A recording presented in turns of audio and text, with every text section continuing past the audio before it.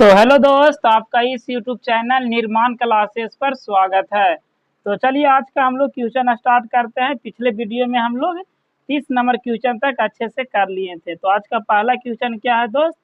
पहला क्वेश्चन है, निम्नलिखित में किसका अपवर्तनांक सबसे कम होता है? तो ऑप्शन में आपका क्या है दोस्त? ऑप्शन में है तारपीन, बेंजीन, पानी, किरोसिन। तो इसका राइट आंसर क्या है दोस्त? सबसे पहले समझिए कि तारपीन का अपवर्तनांक कितना होता है। तो तारपीन का अपवर्तनांक कितना होता है दोस्त? इसका अपवर्तनांक होता है 1.47। कितना? 1.47। बेंजीन का कितना होता है? बेंजीन का 1.5 होता है। कितना? 1.5। उसके बाद किसका है? तो जल का यानी कि पानी का। तो पानी का अपवर्तनांक कितना होता है? 1.33। उसके बाद किरोसिन, तो किरोसिन का अपवर्तनांक कितना होता है? 1.44। तो इसमें से सबसे कम किसका है दोस्त? तो पानी का। तो इसका राइट आंसर क्या हो जाएगा?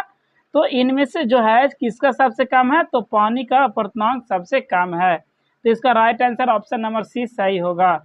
तो चलिए अब आगे की ओर चलते हैं। एक साधारण प्रिज्म कितने सतहों से घिरा रहता है? 3, 4, 5 की 6? तो इसका राइट आंसर क्या है दोस्त? इसका राइट आंसर है ऑप्शन नंबर सी। कितने सतहों से? तो 5 सतहों से घिरा होता है, जिसमें से 2 त्रिकोणीय आधार होते हैं और 3 आयताकार पार्श्व सतहें पाई जाती है। कितना? 3 आयताकार पार्श्व सतहें और 2 त्रिकोणीय आधार होती है, जो 5 सतहों से घिरी होती है।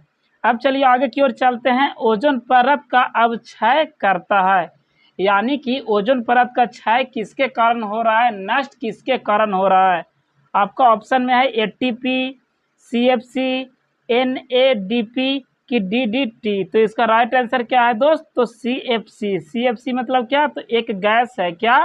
क्लोरोफ्लोरोकार्बन। क्या है दोस्त? क्लोरोफ्लोरोकार्बन। इससे क्या हो रहा है? तो ओजोन परत का क्षय हो रहा है। ओजोन परत को क्या कहते हैं? तो इसे पृथ्वी का सुरक्षा कवच भी कहा जाता है। ओजोन परत का फॉर्मूला क्या होता है दोस्त? O3। तो O3 से किसका सूचित करते हैं? किसको? ओजोन परत को। तो इसका क्षय किसके कारण हो रहा है दोस्त?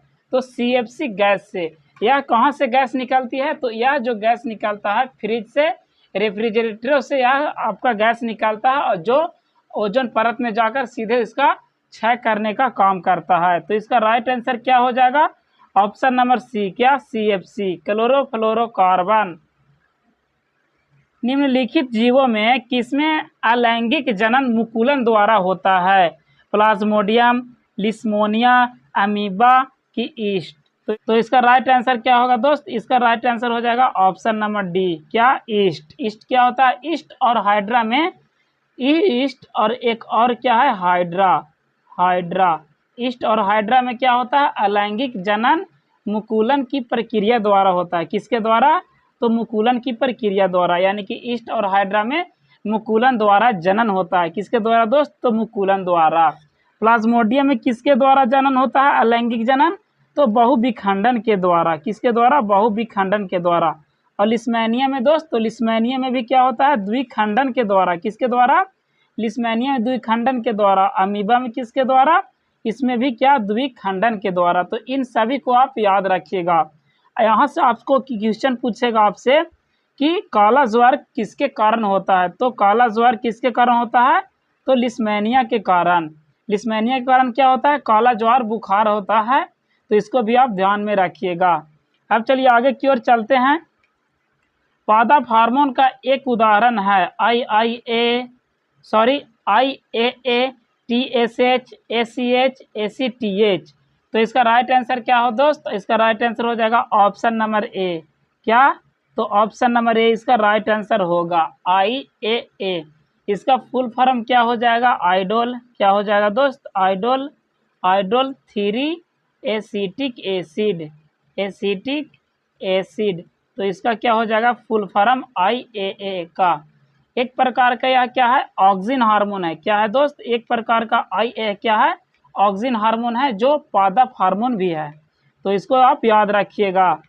चलिए आगे की ओर चलते हैं। आलू में कायिक प्रवर्धन होता है जड़ द्वारा, बीज द्वारा, फल द्वारा या तना द्वारा? तो आलू जो रोपते हैं हम लोग दोस्त, उसका कौन सा भाग हम लोग रोपते हैं और उससे हम लोग उत्पादन करते हैं, तो उसका हम लोग तना को रोपते हैं और उसको हम लोग उपजाते हैं। तो इसका राइट आंसर क्या हो जाएगा, ऑप्शन नंबर डी। क्या, तो आलू का हम लोग तना भाग रोपते हैं और उस तना को ही हम लोग खाते हैं। तो इसका right answer option number D सही होगा। हाइड्रिला पाया जाता है जल में, मृदा में, वृक्ष में कि इनमें से सभी। तो हाइड्रिला कहाँ उगते हैं, हाइड्रिला हमेशा जल में पाया जाता है। कहाँ दोस्त, तो जल में। तो इसको आप याद रखिएगा। स्वस्थ व्यक्ति का सिस्टोलिक रक्तचाप होता है 140 mmHg, 120 mmHg, 100 mmHg या 80 mmHg। तो जो सामान्य मनुष्य का रक्तचाप होता है वह कितना होता है दोस्त, तो 120/80, 120/80। क्या, तो 120 क्या होता है mmHg में, और क्या 80 mmHg। तो कितना होता है सिस्टोलिक, सिस्टोलिक कितना होगा दोस्त, सिस्टोलिक किसको कहते हैं, ऊपरी भाग को कहते हैं, और डायस्टोलिक निचले को कहते हैं। तो कितना होता है 120 mmHg होता है। तो इसका राइट आंसर क्या हो जाएगा, ऑप्शन नंबर बी इसका राइट आंसर होगा, 120 mmHg। उभयलिंगी जीव का उदाहरण है हाइड्रा, मनुष्य, मछली की बकरी। उभयलिंगी मतलब क्या दोस्त, कि उसमें दोनों गुण पाया जाता हो, नर का भी और मादा का भी। तो इसका राइट आंसर क्या होगा 39 के ऑप्शन नंबर ए। क्या है, तो यह एक उभयलिंगी जीव का उदाहरण है। क्या, तो हाइड्रा। चलिए आगे की ओर चलते हैं। मछली में श्वसन होता है मुंह द्वारा, गिल्स द्वारा, नाक द्वारा कि फेफड़ा द्वारा। तो इसका राइट आंसर क्या हो दोस्त, इसका राइट आंसर हो जाएगा ऑप्शन नंबर बी। मछलियों में जो आश्वासन होते हैं वह किसके कारण होते हैं, तो गिल्स के द्वारा होते हैं, गिल्स के द्वारा, यानी कि गलफड़ा के द्वारा। किसके द्वारा दोस्त, तो गलफड़ा के द्वारा होता है। तो इसको आप याद रखिएगा।